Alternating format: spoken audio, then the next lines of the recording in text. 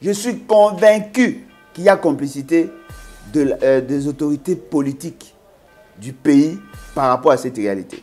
Il y a un triangle d'incompétence. Commandant suprême, incompétent, je dirais excessivement incompétent. Le ministre en charge de la défense, qui est aussi parenté avec Félix Tshisekedi, excessivement incompétent.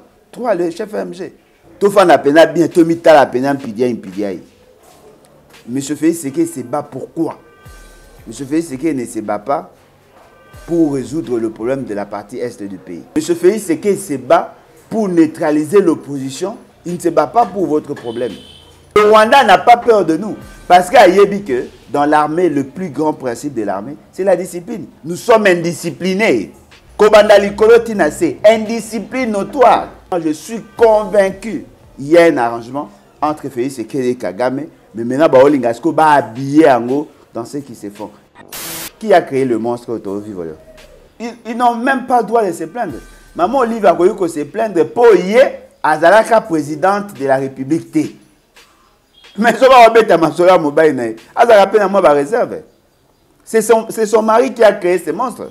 Fallu le président il a été manipulé à jouer comme on le fait avec Félix Tshisekedi. Tous ceux qui ont soutenu Félix Tshisekedi et tous ceux qui continuent à le soutenir, vous tous vous êtes des maudits. Maman Olive, Zalakimia, Yebisa Mobile a de faire monstre au Yakriaki. Mouto a bandara moutaliboso ya kobeta masola 680 000. Marcelin Bilomba, l'homme de 50 non techniques. Bango va déclarer et pas avocat Gisèle Pela qui a 28 000. Nyonso ozomona na ba sa ngo parce que monsieur Félix Tshisekedi a la pression au niveau de la Belgique. Beaucoup mo senge la Félix Tshisekedi ba remercier ndé. Beaucoup meti la dictature au niveau international. Yo yaki na opona au chauffeur. Et monsieur Félix Tshisekedi a ki magine makeye la kekuna. Ce qui veut dire qu'il n'a pas apprécié la contribution de Félix Tshisekedi. Macky Sall sait que c'est une aventure. Macky Sall connaît le Congo, non? Dans l'échelle internationale, dans le domaine de l'agriculture, on importe quoi? On exporte quoi? Lui parle d'un bateau, il y a une contribution remarquable. Il y a aussi une lotte. Monsieur Bongi Batouba croit dans Félix Tshisekedi, il y a une promesse dans le discours. Macky Sall sait que Félix Tshisekedi n'est pas sérieux. Il le sait. Un homme normal ne pouvait même pas justifier la présence de Félix Tshisekedi là-bas. Était-il nécessaire qu'un président de la République au pays n'a été frappé par le terrorisme, Batouba na guerre, auquel qu'on participe dans le forum sur l'agriculture? Vous remarquez que chaque fois si Félix Tshisekedi n'est pas là, Mbata n'a jamais été intelligent. Il ne le sera jamais. Parce qu'il raisonne comme un homme de la rue. Si Pape demande aux gens de voter pour A, cela veut dire qu'on n'est plus dans la démocratie, ça devient la théocratie. Prenons même par absurde que l'église catholique votait pour Félix Tshisekedi qu'à rapport à Mimi Pape. Comment on peut en être fier? Les gens ne sont pas convaincus de la qualité de Félix Tshisekedi, mais le quoi Mimi Bango Pape, qu'on changer ma qualité, on va voter. Les membres que vous voyez de l'église là vivent les insuffisances notoires de M. Félix Tshisekedi.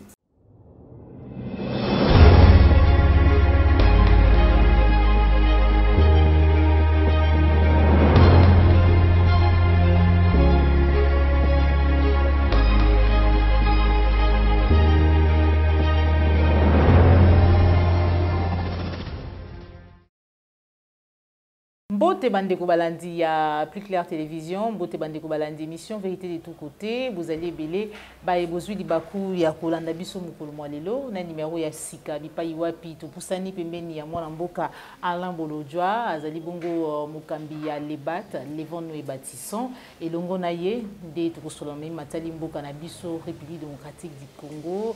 La situation sécuritaire ya Mboka na Biso ezali très alarmante. Pourquoi Nangonga O tozali ko solola Kichanga ezali bongo sous contrôle ya Bayi M23. Na kati émission na biso tokolobela social, tokolobela bayinyonso mazali ko toucher ebongo ya ba Congolais. Sans plus tarder, na pesi matondo mingi na bayinyonso kozali kolanda biso na kati ya République démocratique du Congo, précisément na Ngomba Kinshasa, na Beni, na Butembo, na Bukavu, na Matadi, partout bayinyonso kozali kolanda biso. Et voilà, na kopesa déjà mbote na invité nanga Mukolo Mwalelo, mwana mboka Alain Bolodjoa, mbote na yo.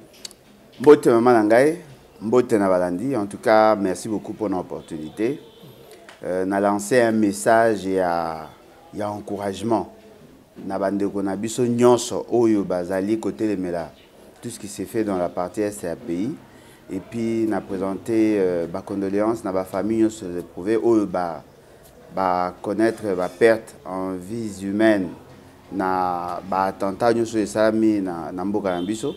Et puis, je demande à la population d'être vigilante et puis d'éviter de trop faire confiance à ce pouvoir de la honte. Voilà. Matondo mingi mwana mboka la mulujwa chaque jour na bitando ikena biso beta kasete pour lobela kama matali situation sécuritaire surtout na partie est de la République démocratique du Congo tango yoka kisango ya bokoi ya kichanga o ezali sous contrôle na ngonga et tozali kosolola na maboko ya bayi 23 et lobela kioni. Bon, nazaki surpris parce que quand Maramuto loba qui peut maram na yeba qui a quelques jours avant. Le problème, il y a logistique. Le problème, il y a déploiement et motivation. C'est le même problème. Et d'aller la même raison où ils ont justifié que tout perd d'espace. Au moment où Maman Nangaï et le frère Ezali, nous ne sommes pas des spécialistes sur des questions de l'armée. Mais du moins, nous nous intéressons à la question de la sécurité et puis la question de la gouvernance. Bataille de pèse, en oubliant que déjà dans notre formation, on nous forme dans tous ces domaines-là. C'est-à-dire que nous avons beaucoup d'éléments d'information déjà à partir de la formation à Bissonyoso. Sur le profil, il y a un étudiant congolais, au comparé à profil, il y a un étudiant canadien par exemple. Au Canada, ils ont moins de matières qu'ici. Dans la première année, on a 20 cours. Dans la deuxième, 19. Dans la troisième, 19. La première licence, 19. La deuxième licence, 19. Est-ce que dans d'autres pays, il va former un marqueur? C'est-à-dire qu'on nous donne, on fait de nous déjà des généralistes. Nous sommes appelés à analyser toutes les questions de la vie par le fait que nous avons suivi. Il y a une méthode de bélé d'analyse dans plusieurs domaines variés, même sur des raisons sociales. Essayez de vous imaginer, Maman Ngaï. Vous avez un président de la République. Vous avez un ministre en charge de la Défense. Vous avez un chef d'état-major général. Vous expliquer comment le gouvernement et l'armée allaient départementaliser. Pour gagner une guerre, il faut qu'il y ait une dotation en équipement, en matériel. Mais ce qui est surprenant, au Congo, on envoie des militaires et on limite le nombre. Il y a massas, il y a armes. Soldats en affront, Azos et la renfort. Bazo bisaye oui renfort et koya dans 2 jours. Alors qu'ennemi, Aza juste à côté. Bango basaleli mindu qui massage en baby que dans 2 jours, ennemi renfort et koya. Babundi, 2 jours et commis, renfort et été. Ba frappé, ba ennemi ba kimi. Bango bazu renfort na bango yé. Ba commis ko attaquer, bango bazan a problème ya personnel. Bango, bazan a problème équipement. Basoda na biso ba kimi. Il est surprenant. Le gouvernement a rendre bango responsable. Abindengeni ni bokimaki. Ibungaki bo continuer ko bunda. Bazo yebisa bango mais toko bunda ndengeni ni masasi ezate. Bango bazali équipé, biso tozali suffisamment équipé te. Oh non, mais pour ani yo kimi. Bongo général Songolo, azawap. Bazo yebisa bango général wana za national. C'est-à-dire que les gens qui commandent l'armée n'ont aucune information. Et puis, maintenant, on peut imaginer, maman, un général n'a pas opération. Ministre l'appelle. Chef d'état-major général ne sait même pas que soldat ou Azan à front, Azan en communication avec le ministre qui est l'autorité civile de l'armée. Comment peut-on expliquer ça? C'est-à-dire qu'il y a une désorganisation, tellement que des organisations, personnellement, je suis convaincu qu'il y a complot. Je suis convaincu qu'il y a complicité des autorités politiques du pays par rapport à cette réalité. Et ça, quand on a Mobutu atteint moi dans la classe, on senga syllabus au sombate, on senga papier au pesate. Mozo bana batuke non, au commission moi dans la classe, on ose la réussir. On réussit ndé. À réussir ndé. Parce que le fait d'avoir envoyé les militaires, c'est bien, bravo, on applaudit. Mais il faut leur doter le moyen pour qu'ils fassent la face na bateau baza ko attaquer bango bopesi bango ba moyen te. Voilà pourquoi nous perdons du terrain. Et là vous vous rendez compte que MONUSCO bis Monique écoute Monique biso bobenga EAC ne participe pas dans le combat. Le FARDC n'ont pas le moyen de faire face à bateau bazo attaquer bango. M23 gagne du terrain. Et plus il gagne du terrain, plus la capacité de négociation, ils ont combattu. Alors dites-moi, ça sert à quoi de compter sur des gens qui sont bataboués? Le cas va faire c'est qu'il est le consort. Il y a un habit triangle d'incompétence. Un, commandant suprême, incompétent, je dirais excessivement incompétent. Deux, le ministre en charge de la défense, qui est aussi parenté avec Félix Sekedi, excessivement incompétent. Trois, le chef MG.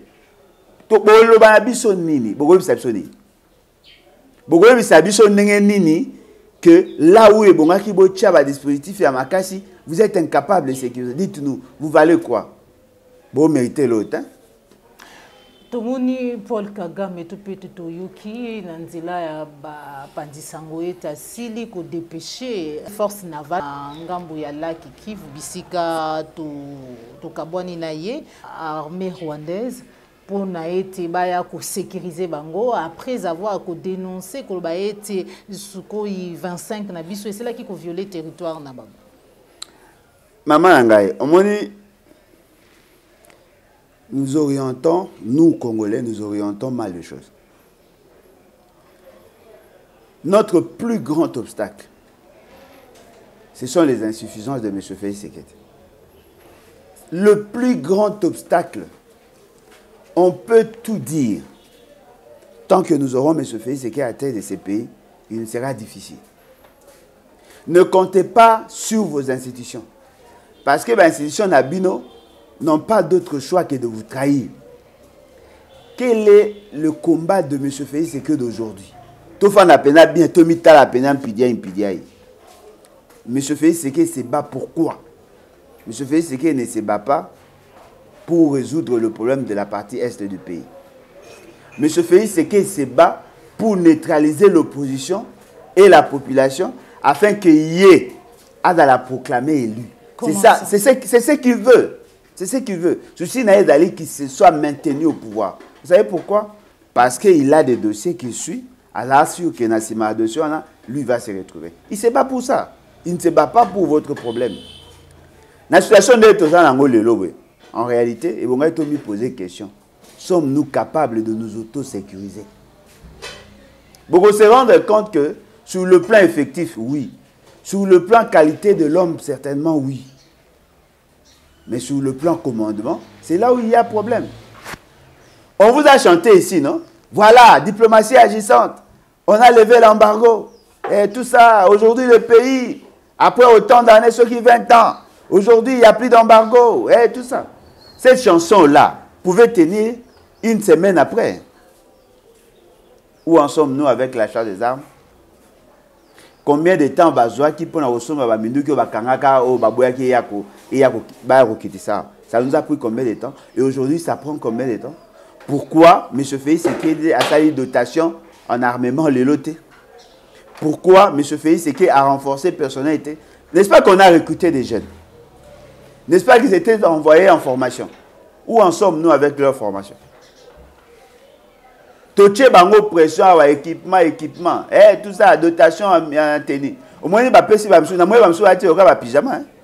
Bazu bazonkion, on est robot dans la boutique, il va passer par ça. Il y a un problème de désorganisation. Ce problème de désorganisation permet au Rwanda d'avoir plus de l'espace. Le Rwanda n'a pas peur de nous. Parce qu'à Yébike, dans l'armée, le plus grand principe de l'armée, c'est la discipline. Nous sommes indisciplinés. C'est indiscipline notoire. Le Rwanda, le Ngazabwe, a Tanaiti n'a pas de la nation. Afin de n'aller pas saluer à l'Ingasa, pas bimi pas kei. Ce qui parle n'a pas ça Golongola fait, c'est qu'il a l'ongoli. Mais le col a ça la moté, a n'a pas ça fait, c'est qu'il a la kawana. Ils gagnent dans ça. Ils veulent vous maintenir dans cette. Bazako linga ba floué bino. C'est-à-dire que bazako sakana na makanisi na bino. ils peuvent envoyer, ils peuvent déployer leurs militaires. Si dans la partie aussi, ils allaient droit à Bango parce qu'il y a des frontières où ils allaient tracer déjà à partir de Mundele. Ceux qui ont joué militaire, à Bango juste dans la limite, il y a frontière, il n'y a pas de problème. Mais ceux qui vont traverser Mboganabiso, ils allaient agression. Il y avait 2 militaires rwandais, Bakotaka, Abele, Agangeli Feiseke, Balibera Bangot. Il y avait des militaires rwandais, Bakotaka Tepanabiso, Babeta Batuna Baopito, Babima Bakenda. Votre ministre avait dit quoi? Ce sont des dégâts collatéraux. C'est normal que Marambaboya, lorsqu'on a 9 pays voisins. Ce qui veut dire que le peuple congolais doit comprendre. Mais ce fait, c'est que Aome Mabino, pour vous rendre, vous, responsable de la balkanisation. Lui, il est déjà preneur, il a déjà accepté. Il veut maintenant, il cherche maintenant à vous rendre responsables de bourdes où il y a à commettre. Et le Rwanda, profitant de cette situation, moi personnellement, je suis convaincu qu'il y a un arrangement entre Félix Tshisekedi et Kagame, mais maintenant, Baolingasko va habiller Ango dans ce qui se font. Et voilà pourquoi Bisso Lolo Topé Sarapapa Ngwanda a raison. C'était ça sa mission. Je suis prêt à vous aider, mais aidez-moi à rester au pouvoir parce que voilà mon peuple. Tribu Nanga vous a menacé, je peux vous accompagner dans tout ça, mais il faut la garantie et tout ça. Il a accepté, Bindel Babi, ok, il n'y a pas de problème. C'est Moundé n'a pas ça hors de pas Kagame. Moundé n'a pas ça hors de pas Félix Tshisekedi. Ils sont dans ces complots-là. Mais Baye Barayango, attaque ici et Polaka. Peuple Bola il s'appongyo. Un jour, à Olamuka Kaka. Bouiki Mote Zalikwa, Bouiki Moussoso. Ça, on vous l'a dit. Parce que nous avons besoin de recouvrer notre dignité. Nous étions ici avec Mobutu. Mobutu qui ne gérait que des millions. Il nous a donné, il nous a garanti la dignité. Mobutu, dignité pour l'Afrique. Bien qu'à Botiba, mais au moins on sentait qu'il avait quand même des valeurs qu'il défendait. Et nous pensons que ces valeurs-là doivent être recouvrées en ayant un commandant en chef aguerri capable de solutionner ces problèmes de la partie est du pays. Voilà. Paul Kagame Atalissi était Félix Tshisekedi m'a répondu en présence des autres chefs d'État que les M23, ce sont des Congolais. M23, tantôt des Congolais, tantôt c'est les Rwandais, armée rwandaise. Finalement, M23 Zalina. Maman Langaï. Vous savez ce que Kagame a dit? Fort malheureusement, c'est un sanguinaire. Ce qu'il a dit, il n'a pas tort. Bitumbana biso toane ko bunda. Souvenez-vous. Bitumbana biso toane ko bunda na batwa. Et ça a fait ce qu'il était. Je peux vous citer autant. Les bateaux dans sa bango émission, ils disaient pratiquement la même chose. Lorsque moi je leur disais, comment voulez-vous lier ces M23 pour le bango qui va rebelle? Même déjà dans le cas le terme rebelle, pour le longo, s'ils sont rebelles, ils sont congolais. S'ils sont rebelles, ils sont congolais. Quand est-ce que Félix Tshisekedi a bien un terroriste? Et terroriste, ça ne veut pas dire que ce sont des étrangers. Lorsque nous leur disions, ce ne sont pas des Congolais, ce sont des étrangers. On m'a posé la question. La robot, ça n'a rien émission là jamais. Tout ça qui en face, il y a l'homme le plus intelligent à l'Union sacrée, M. Fumutoto, et pas Israël Mutombo. Je leur ai dit que nous sommes dans une situation, dans une situation de guerre. Il faut d'abord qu'on identifie qui sont en face de vous. Ces gens-là sont des étrangers. Dans la Bible, ça va bras séculier. Non!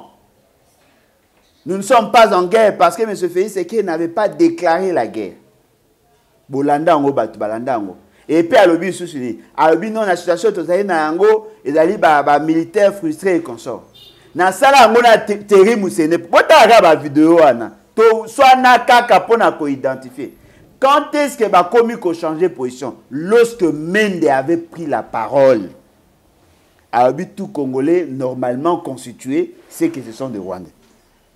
C'est en ce moment-là que le discours n'a pas changé. C'était en quelle année? En 2022. Et il n'y a pas longtemps. Après que ce sont des terroristes. Mais il n'a jamais identifié ces gens comme des Rwandais. Il le considère comme... Et d'ailleurs, le porte-parole n'a bango en Azanan. Vous avez des pèses. FDLR a comme force de soutenir Félix Tshisekedi et que pour naïe tant que le gouvernement congolais a estimé qu'il a géré FDLR sans bango, il n'y aura pas de solution. Maman Langaï, au moins l'orgueil qu'affiche aujourd'hui ces petits voyous, et ça juste parce qu'il a en face de lui des gens qui sont faibles. Moi, Kagame, il n'est pas si puissant que les gens prétendent. Il n'est pas si puissant que ça. Son avantage, c'est le fait qu'Aza en face, il y a bateau Baza faible. Essayez un peu de vous imaginer, vous avez un président sérieux. Est-ce que vous savez que Ouanane Toza Lelobwe? Ouanane Toza Lelobwe. Si on s'attaque, ceux qui s'attaquent kaka na giseni. Na ke musigate. Ceux qui s'attaquent na giseni. Ba lance roquette kwe kuna. Ba komi ko kufa kuna. Tous les Rwandais ba pemer na frontière. Ba ko se déverser. Ba okene na grand centre. Automatiquement ba komi asphyxier. Avant de la guerre musika, ceux qui s'attaquent, c'est-à-dire que si on crée la psychose, dans le chef, quand il y a bateau, on va faire la frontière, le Rwanda sera asphyxié. Et ça coûte tout marambo ya guerre ou mais té. Ceux qui se déplacer, kimi, déplacer, kei, tout converger na Kwemoko, tout vers Kigali. Automatiquement Rwanda asphyxié. Oui, le Rwanda si se déplace. Kimi frontière na biso, commune à niveau à Rwanda, l'instabilité économique est côté. Ce qui veut dire que nous avons la capacité de détruire, de désarticuler. Nous avons la capacité à résilience que les Rwanda. Rwanda a une force de frappe que les Gabiso, mais il y a une capacité à résilience. Parce que s'il y a concentration de la population dans ce coin-là, automatiquement le régime rwandais est commis en insécurité. Parce que la majorité de la population est éloignée du grand centre. La stratégie Rwanda, ça les années. À Bengana, le Hutu qui sont majoritaires, à Bengana, bango na centre-ville, à Poussa, bango na ba périphérie, parce que cette pression-là est à centre-ville. Mais lorsque vous les repoussez là-bas, la révolution rwandaise peut commencer. Quelle est l'intelligence que nous avons? Dites-nous, le Rwanda à Kagame, nous avons quoi? Un vide. Mazali ko comme la biso lelo mwana mboka na bolojwa réaction na yo ezali ndenge nini na mai oyo mama Olive lembe ya sili koloba eti il y a des gens qui ont travaillé dans l'obscurité pour na koluka ko kabola Félix Tshisekedi na molongani na ye et lelo pour comme une situation parce que le président Félix a mordu à l'hameçon. Bon, la crise de ménage, ça m'intéresse nullement. Maman Olive, elle est congolaise, elle a le droit de mettre son point de vue. Ils ont regretté divorce et sama entre tonton Kabila et tantine Félix. Ça, c'est leur problème dans le cadre de l'alliance qui a signé. Et aujourd'hui, c'est les pays qui souffrent. Hein? Non, mais le pays souffrait déjà par le fait d'avoir accepté d'être dans cette alliance contre nature. Au moins, Kabila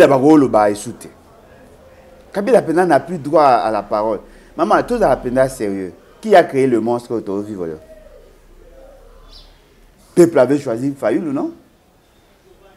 Fayoulou avec ses forces, avec ses faiblesses. Mais il était désireux. La population a voulu voir Fayoulou. Et vous savez pourquoi Fayoulou avait plus de voix? Justement parce que Bato Basala campagne rigueur. C'est quelqu'un qui est constant dans son combat en termes de philosophie. C'est quelqu'un qui a la capacité de dire oui et de dire non. Voilà pourquoi les gens ont jeté leur dévolu sur lui. Mais Félix Tshisekedi a été choisi pourquoi? Parce que Kabila a considéré que il était le plus faible d'entre eux et il avait quand même de l'ancrage sociologique. Connaissant que la famille Tshisekedi a une emprise sur le reste de Baluba et que Baluba est solidaire dans le mal, il pouvait l'utiliser justement pour apaiser la situation. Et Félix Tshisekedi devait être là pour chauffer la chaise. Dites-moi, entre le choix, il y a rigueur, Fayulu. Dans le choix, il y a légèreté, Félix Tshisekedi. Kabila a choisi la légèreté. C'est ça la légèreté? Ils n'ont même pas le droit de se plaindre. Maman Olive a voulu se plaindre pour y Azalaka présidente de la République. Mais ça va remettre à ma soeur Mobile. Azalaka peine à moi réserve. C'est son mari qui a créé ces monstres. Si le pays avait un président élu, dites-moi, Fayulu peut avoir ses faiblesses. Il y a des choses que je ne partage pas avec le président Fayulu. Fayulu, le président, il a été manipulé à jouer comme on le fait avec Félix Tshisekedi. Un yes man, à l'écart, yes, à l'écart, yes. Tu as comprendre après que yes, on a yes, yes, on a. Ils ont rendu oui. À comment regretter, Fayulu ne pouvait même pas commettre ces erreurs. C'est vrai, il n'y a pas assez de différence en termes, il y a comment, les accompagnateurs. On dit, que ce soit Fayulu ou que ce soit Félix Tshisekedi, dans la plupart des cas, ils ne sont pas suffisamment bien équipés en termes de personnel politique.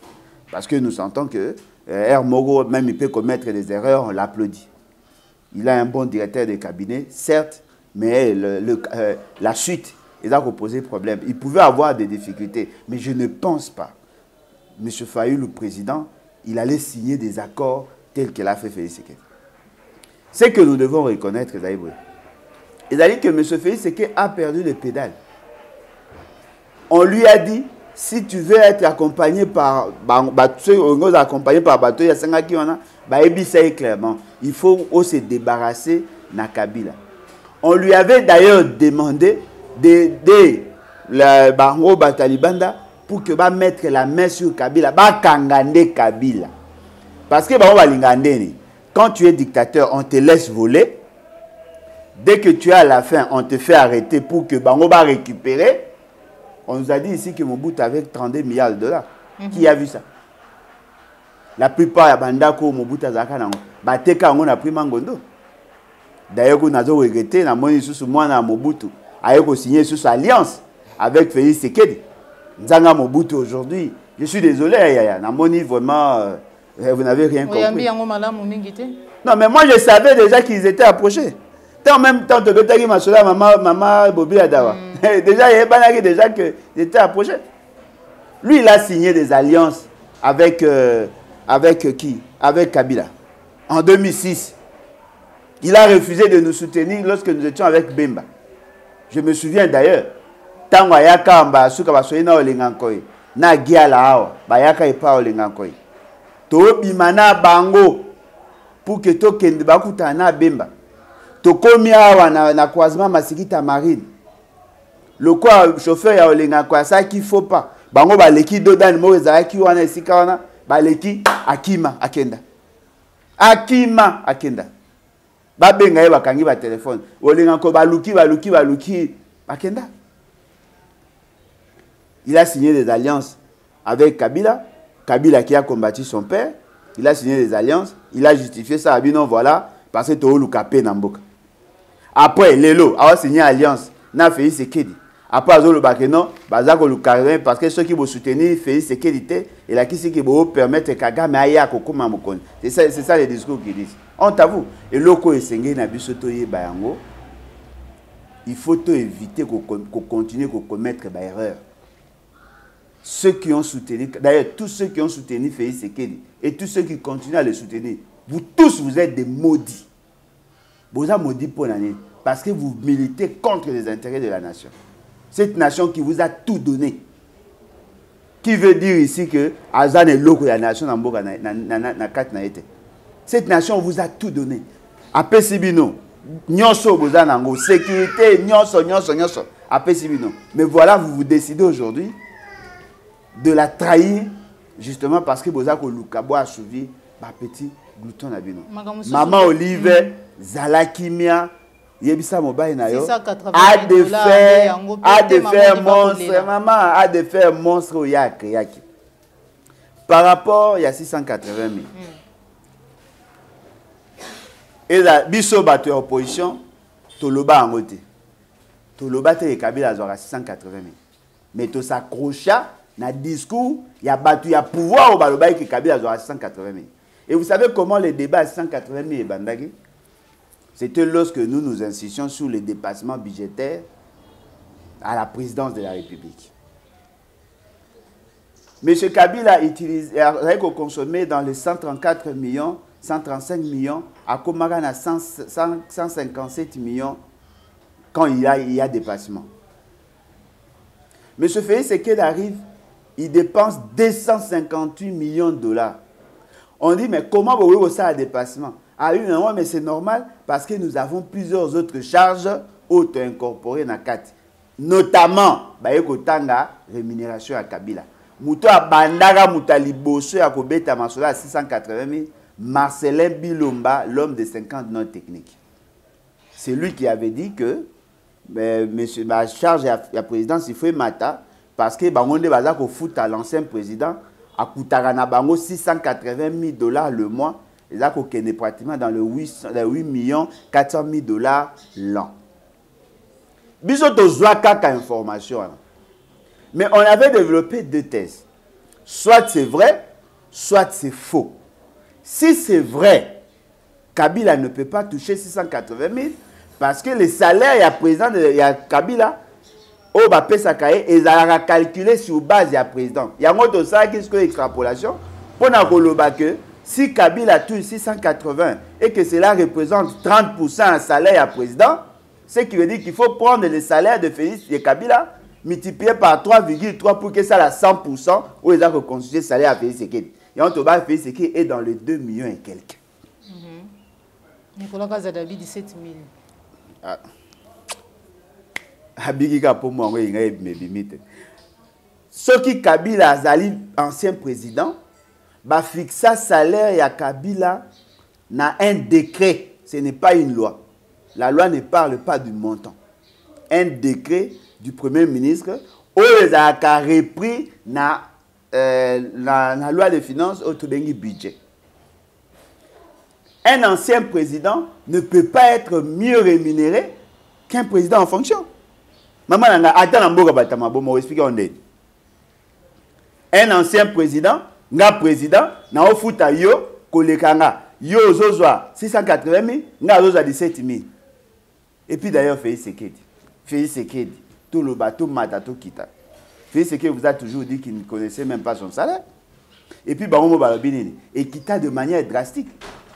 De manière drastique, c'est-à-dire qu'ils sont partis d'un montant exorbitant pour qu'il va comme à 17 000. Et puis, Nazako a insisté. Et Bunga qui ne va qu'à 28 000. Pourquoi? Parce que va déclarer Bango va déclarer et pas l'avocat Gisèle Pela qui a 28 000. Nous sommes parce que M. Félix c'est qui a la pression au niveau de la Belgique. Il y a un publié, pressé à republier le amis. Maman Olive a dit que les habits, il y a 680 000. Ce qui a 680 000, va brandir les documents. Et puis, ce qui a 680 000, on a à l'université à Sol. Mais votre mari a géré 8 900 000 en 2014. Combien d'universités? Combien d'écoles? Combien d'hôpitaux? Non. Mbongo ya mobile na ya salaire et ko aider ndeyo au sala action na yo en tant que moi si o alinga mboga na ye. Mais le pays ne veut pas compter sur le salaire de votre mari pour avoir des universités. Lorsqu'il était en fonction, il pouvait aussi le faire. Pour nga lo bagay lo moko. Référence il le à ba université za matata. On peut tout dire. Ce monsieur a construit une université où l'État a envié avec des briques cuites. Briques à Rotumba, à Tongi Université, Mabaya, à Sombi Super, pour vous santé na Manyema, c'est une forêt. Hein? Manyema, c'est un Zamba, Mazamba, une grande forêt. Bakata banzete sur place, Pasoli sur place, à taille ma belle, à brique na ma belle, à Tumbi sur place, à Bengi Bamachon sur place, ingénieur Baoutaï Kinshasa, à Tongi Université à moins de 5 millions de dollars. Ce qui veut dire que ceux qui ont à l'université, et là parce que bateau balinga à côté na tête à pays. On peut en construire autant. Maman Olive aza ko senga ba memela épreuve yo ga ce que vous avez bataillé des pèses bazui texte moko sans cacher bazui basali na ba moko basali capture bakangi yango photo baza ko pili babi voilà mbongo ebimaka o bafutaka premier account deuxième account et bapesa ki premier account bapesa deuxième account. Mais prenez ces montants là, bon appliquer en na taux à l'époque. Si vous allez calcul, beaucoup moins que montant au baron il est qui déjà de 680 000 $ le mois. Lorsqu'on paie à quelqu'un plus que ce qu'il mérite, ce n'est pas un account. Même Maël a kokosa, ya kolakisa ke preuve yango. Baga Maël a kokate. Maman Olive abina bino bo brandi ye mukanda moko oyo ye mobali na ye azwaka mbongo wana.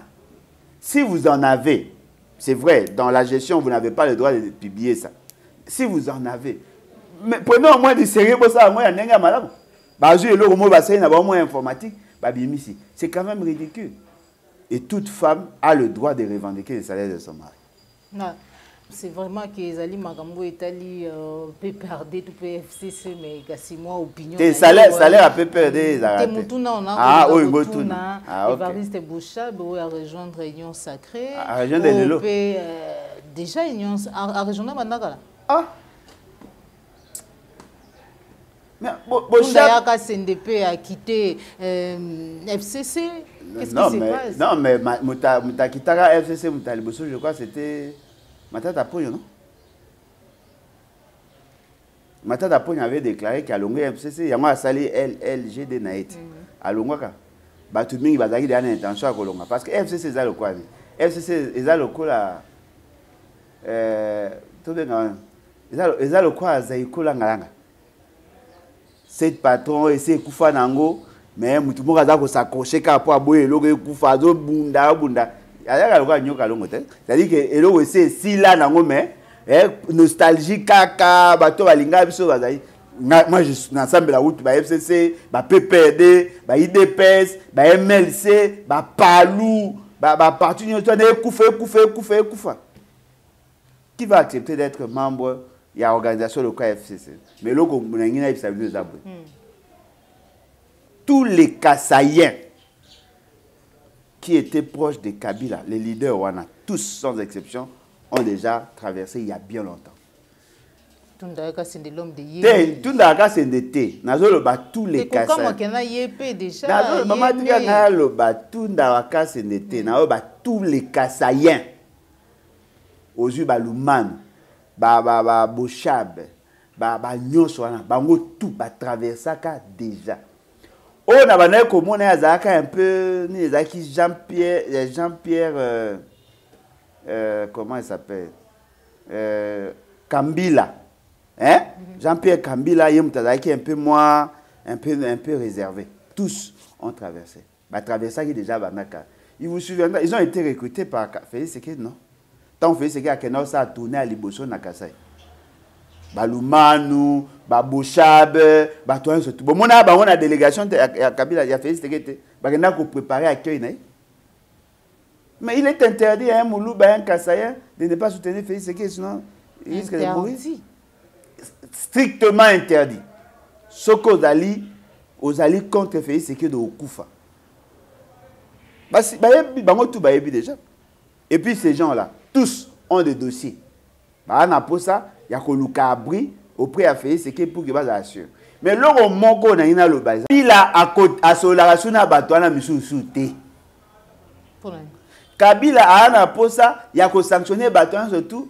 Il voulait travailler avec les jeunes. Voilà pourquoi au Moni va monter en puissance. Il y a Batouka, Jean-Serge Tiben, Jimmy Kitenge, Aristote. Au moins, Kabila a l'intention de renouveler la classe politique au sein de sa famille politique. Atiki bango abenga bangote asoana bangote ce que ba calculer jo akanela biso aboyi biso azolobate to comme na insécurité to longwa to luka abri ailleurs peut-être la stratégie au Kabila pour s'en débarrasser ba longwa bango nyonso ba longwa lui va contre bon d'ailleurs moi je préfère au Kabila ça sous politique asa neka ba commerce ba ferme naé hein mais azana posa ko renouveler classe politique yango mona komi kozwa batoyo baza ba jeune oh ya négligé na kala a commis kozwa bango pour qu'il y ait la nouvelle classe politique na ye pour na ye azo benga ngo bon débat tunda bakasende bazaki d'ailleurs bazaki batoyo bande ko lakisa bazel au pemena na Kabila pour balakisa bango. Oh Kabila voulait assez que bango bato ça fait ce que mais bango le gars ba ba ko ça fait ce que si que outi bande ko boudé ko ça ba banko. Oh non, nous avons la majorité, on peut l'écraser. Kabila FCA bango ceux qui besoin la majorité bo prouver nga na Mabunda. Et tous ont milité contre Mabunda et contre Tambwe Mwamba. C'est liga contre Mabunda, contre Tambwe Mwamba. Na idée na bango ezaki po anini. Ba se venger contre Kabila po aponaka bango po anini. Mabunda akoki koma kuna te, tout ça. Alba luka ki ba fragiliser. Or en fragilisant Mabunda et na Tambwe Mwamba, ba yeba ite sa lettre la mort. Kabila tika bango abeta bango kara. Ba sali bayron na bango bakei. Et puis na kati ya PPRD. Ba yoka na ata. Na kati ya PPRD okomona batu ba pro Bochab, ba pro nani, ba pro Obert, ba pro et c'est dans cette guerre là que eux vont se retrouver dans leurs batu musu bo moyen ba tikali na ba FCC wana. C'est justement parce que ba trouver na mieux ailleurs. Ceux qui bazaka na ba possibilité à kolonga, ba kolonga bango tout. Alors, et le mot fait boyeba, plus l'union sacrée devient grand, plus sa commune a posé à beaucoup de moyens. Ils ont le roi Mouto a zoli à Okomamnene.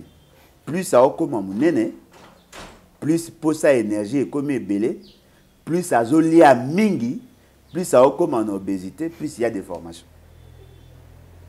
C'est fort ça. Boutique à Baronio Sobakende. Félix Sekei deviendra asphyxié là-bas. Ils auront plus de conflits à gérer que de solutions à apporter. C'est déjà le début, il y a fait avant. Laissez-le. Bouchaba Okende, il sera géré par qui? Kabouya. Bon, il y a ça plateforme électorale. Bah ok, bah on y a tout pour appeler ça une majorité parlementaire va garantir Félix Sekei les cases à la élu. Tant ba okende ba tiaza ba otu baza confio bazaki na pas Kabila ba bemi kunat na confio idp bazaki na ona ba le ba sangi site implosion na bango et commission et certain voilà moi na mboka Alain Bolodjo ezali na message moko ya remerciement ya président Macky Sall ezali ko lobisi mokili o ba sepelité na message na ye atelisi. Je me réjouis de mes entretiens successifs de ces jours en marge du sommet de Dakar sur l'agriculture, avec les présidents du Kenya, du Burundi, du Zimbabwe, ainsi qu'avec le vice-président de la Namibie et le président du FIDA. Merci à tous pour leur contribution remarquable à cette rencontre. Dans le cas rencontre, le président de la République démocratique du Congo, na Kombo ya Félix Tshisekedi de Azalaki. Mais c'est un message de remerciement à Macky Sall, comme on a été en amitié Nimboka. Pourquoi? Après, c'est bon, merci pour aller. Après, c'est raison. Oui, contribution remarquable. Alors, si Félix Tshisekedi a contribué par sa présence et que cela n'a pas été remarquable, Bonga remercie pour aller. Alors, remercier Bato, il y a une contribution remarquable. Oh, quand même. Après, quand même, on va continuer le message. Pourquoi on est obligé de remercier Bino? Est-ce qu'à remercier Bato, Bayaki va remercier Bato, va apporter une contribution remarquable? Maman Nangaï. Mais Kassia, non. Beaucoup de sengi la Félix, c'est qu'il va remercier. Oh, beaucoup de la dictature à niveau international. A lobby a remercié Bato Yobasali contribution remarquable. Yo yaki na pour na chauffer. Et am chauffer c'est qui m'a ine maquiller la kekuna. Il n'a pas apporté une contribution en tant que tel. Ayaki ne refana na na kita a chauffer kit. Na ba bi discours na ezala ki vraiment ya ka fumba penza bato balanda ki yango. Non mais dans le bi awe wo ba ne discours avec intelligence au fait c'est qui a le discours que bato tout ba apprécier. Est-ce que Bolandi discours fait ce oh, maman Ngai. Moutalobi, Azako remercier Bateau, même une contribution remarquable.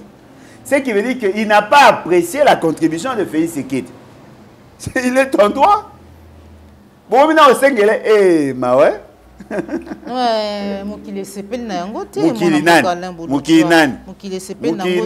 La question, maman. L'intervention na yekuna landaki yango alobaki ete j'ai choisi de diversifier l'économie en pointant des secteurs, agriculture et numérique na kati mboka na ye. Ça veut dire que secteur ya Macky Sall sait que c'est une aventure.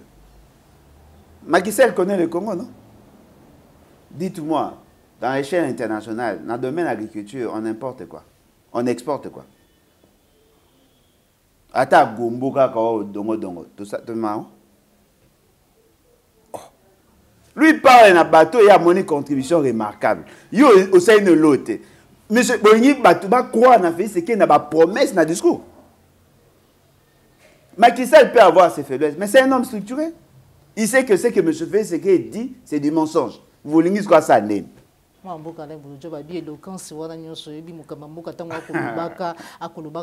Ça, c'était pas remarquable pour Macky Sall. Ce qu'on a bien, paramètre d'appréciation, il y a ma cam. Et ça varie selon le niveau d'intelligence. Si les gens, ont intonation, diction, il y a fait ce qui est comme un atout, les gens sérieux, quand ils parlent d'agriculture, par rapport, il y a un programme où ils sont en cours. Par rapport, il y a une politique publique dans le domaine agricole. Parce que le domaine agricole, il a un domaine sectoriel. Il faut se greffer dans la politique économique globale. Et dans ces politiques-là, sectorielles, ce que vous faites, quels sont les produits phares, la spéculation au communaux, vous ciblé, quel est votre volume de production. Tout ça est sérieux. Qui peut me donner le volume de production? Quels sont d'abord les produits phares? Macky Sall sait que Félix Seked n'est pas sérieux. Il le sait. Mais sacrifice wana. Il y a Nini. Il y a qu'à pas le dit français. Maman. Oh. Bon, est-ce que la tête est obligé que maman Boni. Obligé qu'il fait ce qu'il y a. Dans le y a un monde bizarre. Exploser ça mis dans mboka na yo. Au lieu de trouver solution, il était surpris de voir Félix Seked là-bas. Mais ce monsieur n'est pas sérieux. Hein? On tue chez toi, tu viens ici. Maman Nangaï, un homme normal ne pouvait même pas justifier la présence de Félix Seked là-bas. On pouvait même envoyer le chef de division en charge de l'agriculture. Comment il n'y a pas de vice-président? Non, mais parce qu'il y a un vice-président plus sérieux que ce que vous voulez. Il n'a apporté aucune contribution. Par contre, Atie sous mal à l'aise des Sénégalais. Sénégalais mais Macky Sall, il faut avoir du cœur. Il y a nos frères congolais qui meurent là-bas. Tu invites leur président ici. Au lieu de les laisser là-bas, peut-être ils pouvaient faire autre chose. Mais non, Macky Sall a la présidence de la République était tout simplement parce qu'il y a contre troisième mandat. Macky Sall a contre le troisième mandat. C'est ce qu'il dit, il soutenir mandat mususu yango wana remercier. Ah, donc yango bosiko fait ce gars qui n'a kuna point. Pour yem tawo boya ko soutenir bato ba yimba sa troisième mandat qui n'a kuna point. Ce que vous senga ba remercier point. Oyenga elo na mona vrai ça. On s'est fait des illusions sur la capacité d'intelligence ya bande na biso. Baza ba o mailete. Était-il nécessaire qu'un président de la République au pays n'a frappé par le terrorisme, batouba na guerre, auquel qu'on participer dans le forum sur l'agriculture? Il y a pas longtemps, il y avait une activité au niveau international. Marambuya francophonie. Non, Félix Seked, parce que le pays est en difficulté, à beau voyager, a-t-il dit Premier ministre. Mais là, il y a explosion, il y a attaque. Vous remarquez que chaque fois, si Félix Seked n'est pas là, il y a un mboka mona mboka même chose. Tant que bazora bunagana, on a obina mbia na Burundi. Kichanga, bazuit. Félix Seked était où? Boyeba elo bolingi. ce n'est pas parce que vous êtes des fanatiques adeptes que tout le monde doit applaudir Félix Tshisekedi. Discours naïf, ça n'a même pas de sens. Les autres parlent de ce qu'ils font, lui parle de ce qu'ils envisageaient faire. Qu'a-t-il fait dans le secteur agricole? Citez-moi un seul document produit par M. Félix Tshisekedi, même pas en termes de réalisation, un seul document, même une note à politique a commis. Dites-moi, quelles sont les essences, quels sont les produits au Félix Tshisekedi a envisagé de mettre sur le marché? Alors que nous avons une vocation agricole. Peut-être que les gens ne le savent pas. Ceux qui ont appris l'histoire de l'économie du pays, nous étions le grenier de l'Afrique. Nous étions parmi les greniers du monde. Comment on appelle? Indonésie. Il y a un autre pays là. Sushi na bango pa na biso. Omoni ba cacao na ba pays mususu africain. Na biso.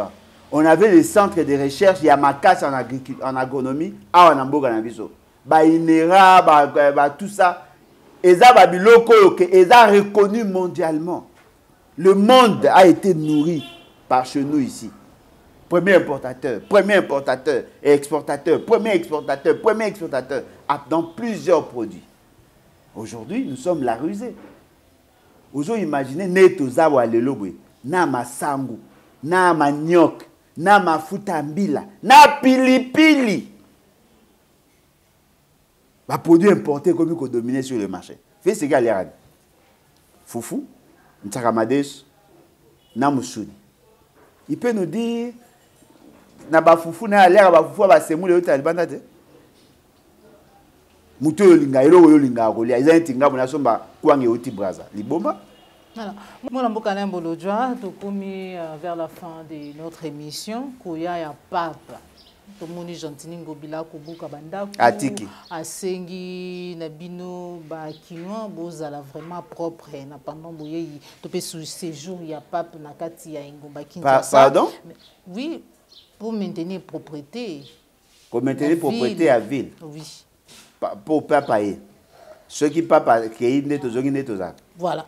Et kasi André Mbata le billet les catholiques vont voter massivement pour Tshisekedi pour l'arrivée du pape. Akoya pour nabayi catholique, pour na ecclésia, topé azali koya pour être régime ya Félix Antoine Tshisekedi ba bengisi. Maman Ngai, pape aye activité à église. Pape aye l'activité à église. Lokola azali na rang ya chef d'État. L'État congolais doit les prendre en charge. Et d'ailleurs, les dispositifs sécuritaires, où ils ont pour les sécuriser, l'Église n'en a pas.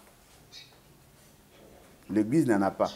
Moi, tant que le chef catholique orthodoxe, Ayaka, il était pris en charge par l'État. C'est-à-dire qu'en termes de sécurité et tout ça. Tant que Papa Zoya, dispositif sécuritaire quoi ma yé pour na gouvernement congolais aye magamna église mais en tant que Moutaza Naran chef de l'État ba koyambaye en tant que tel, ce qui fait que le gouvernement a s'y impliqué quoi de plus normal. Voilà monsieur le président biso église catholique toza koyamba pape toza na posa à votre implication. Ah OK akola la wap église qui choisit. Akoli à nini, l'église qui choisit. Akosala nini, l'église qui choisit. Mais na kati ya programme église, l'État pas côté si ayabi OK le quoi yé abeta tout ba yamba epé et pas na biso na soki paye de la nation soki nyoni ba ko yamba e akomi pe kuna abimi le roi fait ce qui pas na posa mabonde ba go chepe na mabonde après c'est ça abimi. Le pape ne vient pas pour faire ce que. Mais quelle est la relation d'après André Mbata Boye? Maman. L'élection de vote à Félix. Mbata n'a jamais été intelligent. Il ne le sera jamais. Parce qu'il raisonne comme un homme de la rue. Si pape demande aux gens de voter pour A, cela veut dire qu'on n'est plus dans la démocratie, ça devient la théocratie. Nous sommes en démocratie. C'est-à-dire qu'il faut que Mouto a voté, a la convaincu. Prenons même par absurde. que l'Église catholique votait pour Félix Tshisekedi Kakapo a mis pape. Comment on peut en être fier? Voilà, nous sommes convaincus qu'on votait Félix Tshisekedi Kakapo a mis le pape. Soyons sérieux, dans une démocratie, comment on peut en être fier? Mouta voté pour PCL papa. Mouta voté pour Eda Kindegonab en prison. Comment on peut être fier? Les gens ne sont... Jusque-là, lui-même dit que les gens ne sont pas convaincus de la qualité de Félix Tshisekedi. Mais le quoi, même bango pape, bah qu'on changer ma on va voter. Prenons comme ça. La première fois que pape Ayaka en Congo, c'était en quelle année? Vers les années 80, non? Pape Léopold II. Hein? Vers les années 80. C'est pendant cette période-là que l'UDPS était en vogue. Était à Azaki Nakomata. Cela n'a pas interdit qu'il y ait pillage en 91. L'Église catholique a manifesté après l'avènement à pape. L'Église catholique a commencé à faire pression sur Mobutu juste après l'avènement à pape. Les membres que vous voyez de l'Église là vivent les insuffisances notoires de M. Félix Tshisekedi. Et ils pensent qu'il va séduire comme ça. Attention, l'Église catholique n'est pas comme l'Église kimbaniste. L'Église kimbaniste, il y a le mot d'ordre. Catholique, ça n'a jamais mot d'ordre officiellement. Jamais. Ce que vous dites-moi, pas par le baba. Non, voilà, peuple congolais, le quoi fait c'est qu'il y a minga bien, puis c'est qu'il y a bloc congolais, il fait c'est qu'il y a en Russie, tout là, il bien, à condition bien, et voilà, je vous ordonne de voter pour Félix Tshisekedi. Il y aura raisonnement, il y a Moutou avec un professeur. Alors, prenons alors l'exemple que Félix Tshisekedi élu massivement par l'Église catholique. Toutes les églises votent pour Félix Tshisekedi. C'est pour autant qu'il deviendra compétent. Le problème Nabiso, il a un problème de la crédibilité de l'homme. Il a un problème de la crédibilité de l'homme. Félix Tshisekedi a comme Bimalo quoi. Moi, je a Koufeli déjà mes balles 6-7. A comme une expérience à cause de la veuve. Ata Moupaya. C'est ça, Félix Tshisekedi. Amène-nous un produit de qualité. Pourquoi Mbata ne peut-il pas postuler? Donc, il y a une forme, il n'a jamais rêvé de devenir un jour président de il doit seulement s'accrocher derrière Félix Tshisekedi. Félix Tshisekedi n'est même pas son étudiant. Pourquoi lui-même ne peut-il pas développer les réflexes d'être candidat? Il y a mon qui bango en qualité, il faut qu'il soutenir Tshisekedi. Lui ne vaut rien alors. Sonne. Matondo bingi mwana mbokala ngolojwa. Tous les atota soyi batu ba voter Félix Tshisekedi. Bo tricher nene boyi bo tricher. Ntango voter Félix Tshisekedi. Enrôlement peso bana ngambo ya diaspora na États-Unis, enrôlement na Washington, il semblerait na bande kwa France, enrôlement na ambassade et usuka ndeni. Na sina lobango. OK na enrôlement. Mais muto ayebi ki aboka ngunda. Za maele. Ça maël. Peut-être que l'on comprend. Fait ce qu'il y a un nouveau zone à Boboya. Peut-être fait ce qu'il y a solo dans l'administration à Mboka pour permettre de identifier bateau bateau refoulé. Peut-être vos analystes, vos analystes maël, vos analystes. Matondo mingi mwana mboka. Na yiki soki na procédure bo voter nga me boza maël. Matondo mingi mwana mboka Lambolojwa awande to tsheli tono na émission na biso ya mukolo mwa lelo bandeko balandi appliquer la télévision la chaîne de vérité vous avez kebele ba ebozwa ki libaku ya kolanda biso mais kasi ya moto kabona na mwana mboka Lambolojwa tokozongisa maloba epai na ye nini o ba ebazwi libaku ya kolanda mukolo mwa lelo bako retenir en rapport na émission na biso ya liboso ezali États-Unis 52 états bosali na Washington il faut mutafuta avion pour avoir carte. Na Washington, ba Congolais bazaka ebele, mboka ni ba Congolais bazaka ebele na États-Unis. Est-ce que l'État congolais est capable de louer ba place ou que ba ya ko s'enrôler pendant 1 mois ou 2 mois? Est-ce qu'elle est capable de foutre personnel ou de travailler dans CNU? Parce que qu'on a les SMIC est obligatoire. Ou foutre en deçà il y a SMIC. Ces gens-là vont travailler dans l'équipe, il faut foutre dans les conditions. S'il y a des taxes, s'il y a des frais à payer, il faut foutre. Est-ce que l'État congolais a suffisamment préparé pour nous ça là 52 États? C'est-à-dire qu'il y a des gens qui ont applaudi, ils vont se rendre compte que pour avoir la carte, il faut se déplacer. Des gens qui ont changé de nationalité. Bagoya, Bisoto Ebi qui va me soutenir, à chaque nationalité, mais un passeport congolais. Donc il vous a tellement à désordre, à cause ciblé car Bakoya Ebi qui Bampangia me Bakozala, Baya pour accélérer ba voix. Azana pour ça justifier que non la diaspora balingaka et on a gagné ba voix. Il ne le fait pas pour vous. Pour qu'il y ait une élection. En 2018, il y avait un bloc. L'opposition s'était réunie. On sentait qu'il y avait une organisation. Qu'est-ce que vous sentez aujourd'hui? Dites-moi, ceux qui veulent aller aux élections, que faites-vous pour garantir que vous avez une capacité à vous la pression pour obtenir ce que vous voulez? Dites-moi, que faites-vous? En 2018, il y avait Bossé Koualizaki pour faire pression à Kabila. Kabila a cédé. En 2023, que faites-vous? Martin Fayou na kwenae, Mozitu na kwenae, Moïse Katoumi na kwenae, tout ça na kwenae, Moutnamta na kwenae. Il n'y a pas de carte d'électeur. C'est comme si nous avons fait ce qui a ça à l'équinae, tout bundara, tout bimsaka ba député. Bino otala raba intérêt na bino. Parce que le peuple mokoni boko kanisa la peuple. Papa, solution exacte, article 64. Matondo bingi mwambo kalembo le jeune numéro ya contact pour na oya usepela ko. Plus 243 81 250 28 51. 81 250 28 51. Ouais, il y a s'enregistré à Kenassi. D'ailleurs, aussi, tango il a tabilé les Asika. On a travaillé, on a trouvé une maison spécialisée en matière abassite, bien qu'elle ait sûrement un bon moment ébélé. Bilé les Asika, faciliter les alliés. En tout cas, merci. Peut-être les gens seront surpris. Togoma, il y en a plus de 18 000 personnes enregistrées. Ah bon? Ah oui. Félicitations alors. Plus de 18 000 personnes enregistrées. Nous bâtissons. Tout le monde sait qu'il faut y statistique niveau national, niveau international, niveau national, niveau international. Il y a un autre chose préciser. Il faut que chaque pays ici boza. À partir de là, on permettre tout ça bien. Et puis tout ça est mécanisme même il y a ça commande il y a carte sur place. Pour ça il demande la carte routine et l'autre en PDF ou imprimé là-bas, mais on a tout.